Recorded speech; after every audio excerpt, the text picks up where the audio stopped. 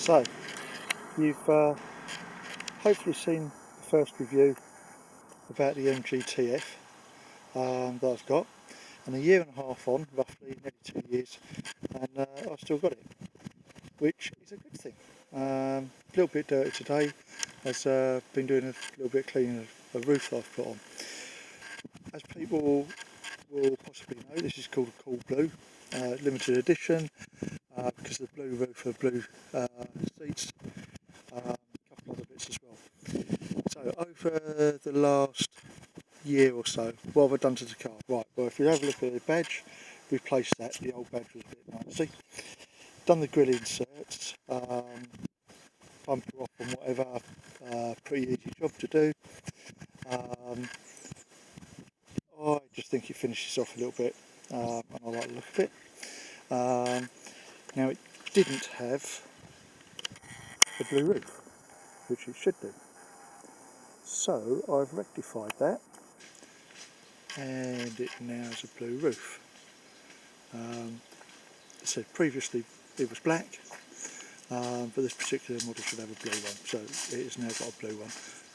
From local breakers, a guy called Neil, if you're local to West Norfolk, just message me and I'll put you in touch with him. Does all sorts of spares. He is on eBay. Anyway, inside the car, those are the nice blue seats.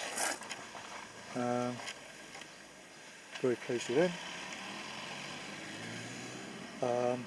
And as you can see, it's all nice and clean and tidy. Makes a change. Something else I did, fuel cap was looking a bit grubby, sprayed it black. You can rub them back, polish them, whatever, make them shiny, spray them, whatever you want. Not a difficult job. And these bits are not screws. They're just pushed in there to make it look like they're Allen screws, bolts, just for effect. They don't actually do anything. Right, coming round, if you saw the last review, as I say, didn't have a spoiler.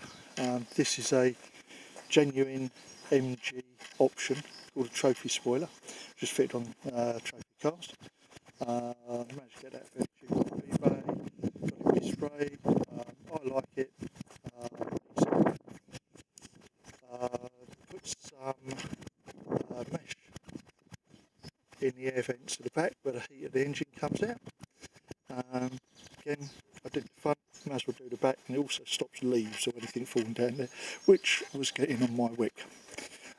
Coming around to the back, put a new badge on the back, lovely new badge, and what I'm most pleased with is last year's MOT, they said that the exhaust was blowing a little bit. So as the car is not going to be sold, I got a TT Mark 7 exhaust. Some people will know about them, other people don't.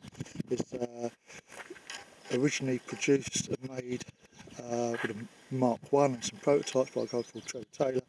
Someone else makes them now and they sound awesome. If you have a look at one of the other reviews, there's you can hear the exhaust on there, or just look up TT Mark 7, or but they sound really nice, and if you decap them, they are very loud. But bear with me and have a look underneath the car, have a look at this awesome piece of engineering.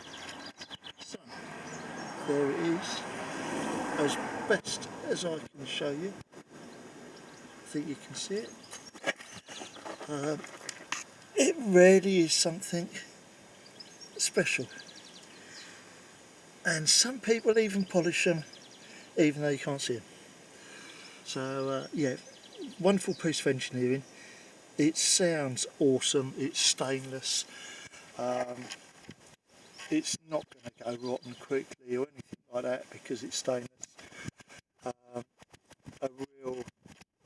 real nice piece of kit, just under £300. Get in touch with a guy if you need one. He does it for the F as well, same sort. Close up the side of the number plate, I don't know if you can see a bit of a lip on there. I'll point this out, just here can you see that edge? Well, that's a film on a number plate. And that stops infrared cameras from seeing you. I don't like being watched all the time, so car park cameras, some of the speeding cameras, but it's not about getting away with speeding. There's a lot of ANPR cameras watching traffic coming in and out. I really don't like it. I don't like someone being able to check on my movements. Not that I'm doing anything dodgy, I just don't like the idea of it. So they're fitted right front and rear. It doesn't stop all cameras from seeing the number plate. As you can see, this camera can see it perfectly well, but infrared cameras use, as you'll know, a light spectrum that we can't see. It's actually extremely bright, and the pictures and videos are always in black and white. The cars will, you won't be able to see the car, but a reflection of number plate you can see it very well. But with these plates they stop that.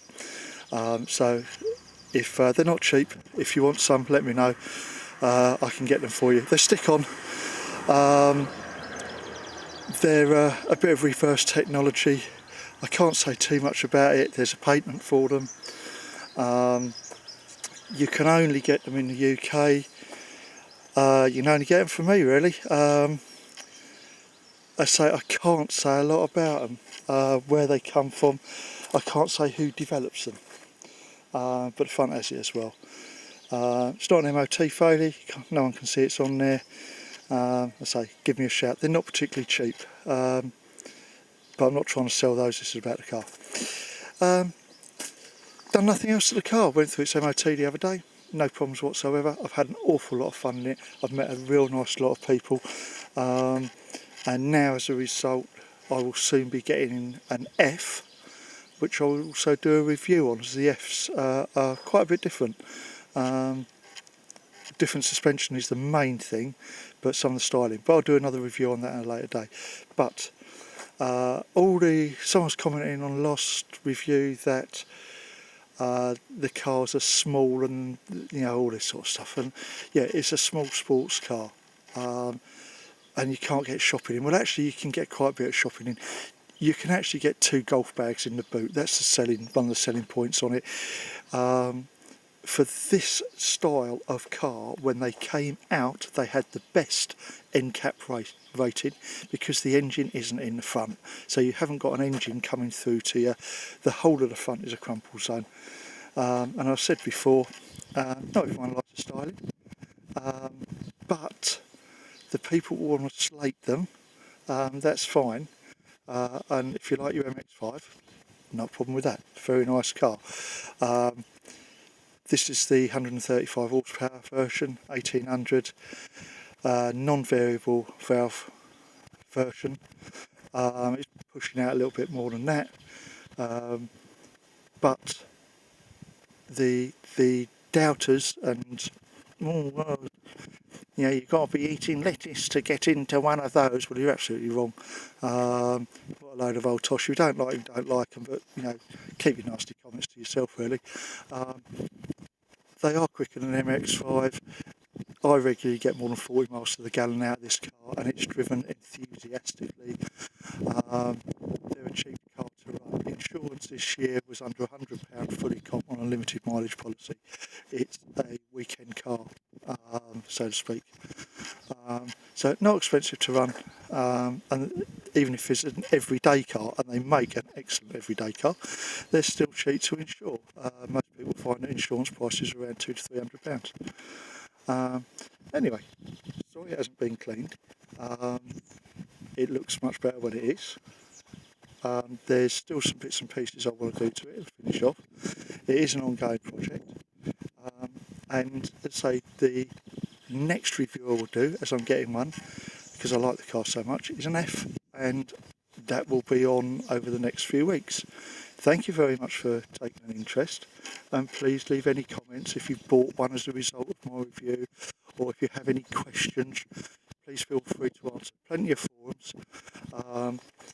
I also belong to a Facebook group, Anglia MGF.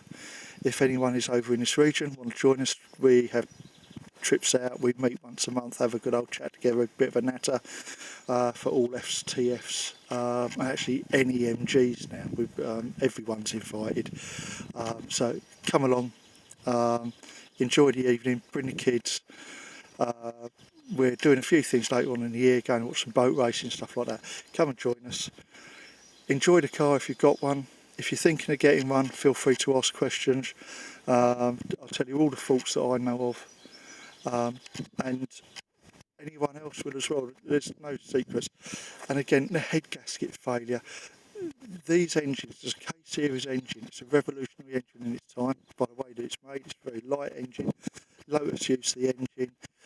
It went in the Freelander, the Rover, the Mini Metros, the Rover 400s, all sorts. Look it up. Thousands upon thousands of these engines have been produced and put into Rover cars and MGs, and no one goes on about the head gasket failures in the Rover cars. It's exactly the same engine.